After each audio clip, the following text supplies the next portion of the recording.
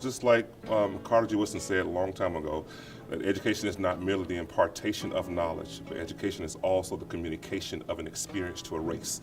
And so if I have education, it's my responsibility to transfer that wealth of knowledge so that the kids will have to, recycle themselves and do, reinvent the wheel, so to speak.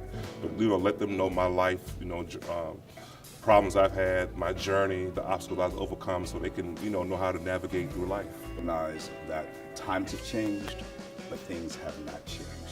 As African Americans, we still live in a dual society. We must operate within our own community and operate outside of our community to make it one community. Our children are so important. We have to give them everything that we can so they can leverage themselves, not only now as children, but to look now into what they want to do with their lives in the future, have role models within the community, not somewhere out there, but right here in the community. What I see is just that male presence, where kids start to stand up straighter. They look you in your eye when they speak, the confidence, the ability to take instruction, how that improves, during this mentoring process. And it's been a blessing to see that happen. Young people just, there's a lot of distractions out there, and you kind of want to show them the other kind of success, not in music or you want to show there's other kinds of success as well. You don't have to be, a music mogul to be successful. Likes to reach back to those that have traveled the road before you, because of the lifelong experiences that they've had, and surely there are some benefits and merits to those. So we just try to reach out and touch base with them, talk with them, give them any type of guidance they may need that we have, and of course work with the parents as well, and sharing any feedback that we get that we may think that the parents can assist with and help. The most important thing I've noticed that I see students that you had in school that you didn't remember, that you really didn't have a lot involved with in regards to athletics or discipline, but they remember you and they would say you played a part because of your leadership, that you always listened, you were there, and we watched you. Students that you didn't have much contact with or knew personally, but it was rewarding for them to still be a part of the system and being a part of you. It's over the last 20 years is that these young people are looking for somebody to follow. They're not stupid. They see what's going on in the world, and they need somebody to tell them or show them what direction they need to go. Our responsibilities as adults is to help socialize these young people into society. Help them to make choices. And I think if we give them the education to make these choices, they can make sounded choices or decisions. And so it's very important that a person that has suffered adversity, came out of adversity, goes back and share with them how it's done, because everything is possible. It's so vital. I mean, that's how I became who I am, because someone mentored me, and I noticed it as a child that there were so many children that needed mentoring and support. And this literally inspired me to become a psychologist. So it was children that inspired me to pursue higher education to become a psychologist, because I wanted to help them, I wanted to assist them. I wanted to make sure that they had a brighter future. In terms of my background, I'm not from the Dayton area, so I grew up in South Carolina, and around me were, a lot of people that were teachers, coaches, people in my church, and all of them poured into me. We had a very strong community, very strong family community, where there were especially strong male figures in my life that showed me, their particular areas of expertise, and they really encouraged me just to have a solid foundation and to basically be the best person that I could possibly be. So I think that's very important in terms of me trying to get back to the community. It's deadly serious. I think that a lot of things can be avoided by youth if they saw a role model, somebody who has had some success, a small success, and comes back to give to them all that they can, and do it organically. Teens read people.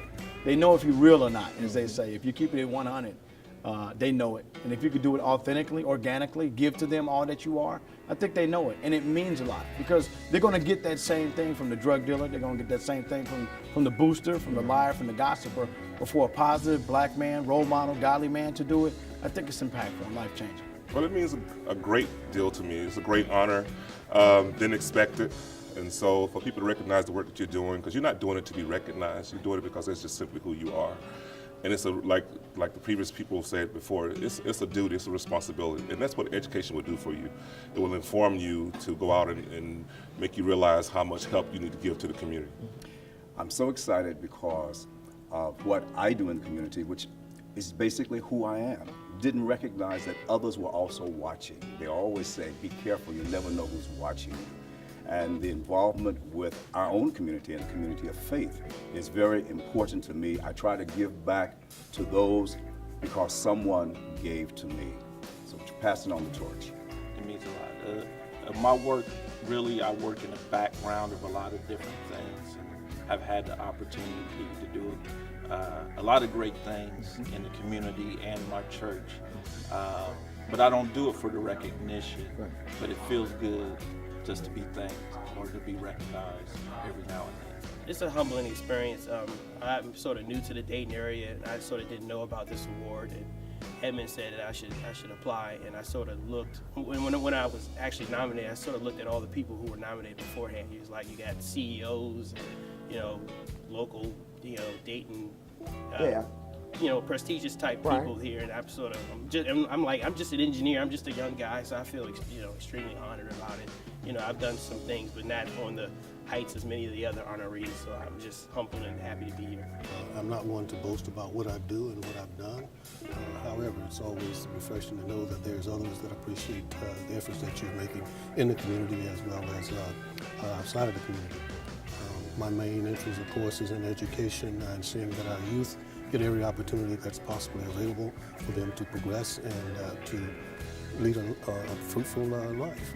To be honored any time is a blessing. I've been blessed to have the opportunity to do the job I've been doing for the last 43 years, working with young people.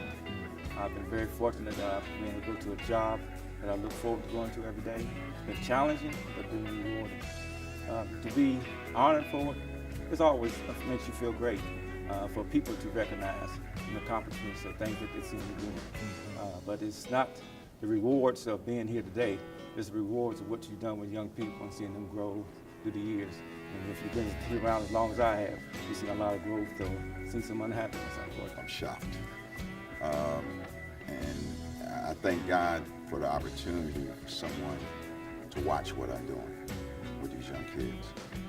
And that's what it's all about. I think the kids, when they found out that I was selected, they were probably more joy than I was. And so that really made me feel good for the children to know about it. I think that is a great honor, having done this kind of work for about 40 years, beginning in Monrovia, Liberia, to the present. So it's a great honor to be recognized as someone who has dedicated his life to this. So this is part of my legacy of mentoring and working with youth. It'll be a great honor. Just the fact that people want to celebrate this recognition with me, it's very humbling. And just to be recognized with other individuals that have done so much for this community. Mentoring changes lives, period. One-on-one interaction with somebody young and being a positive influence, a positive godly influence. Because at times the only influence that they can see is what they see in school, what they see on 106 in dark. But we bring it to life, what it's supposed to look like, what a man can be, what you should strive to be. So it means a lot for me to walk right before them, not only publicly but privately. Just like I tell my students, somebody's always watching. And ironically, they always watch the bad things, but it's a blessing and an honor for somebody to see that you're doing something good. When I see a lot of students, it reminds me of the work they have to do, but I also see the next generation of professionals and, it encouraged me to continue realizing that we have to prepare, each student one mind at a time.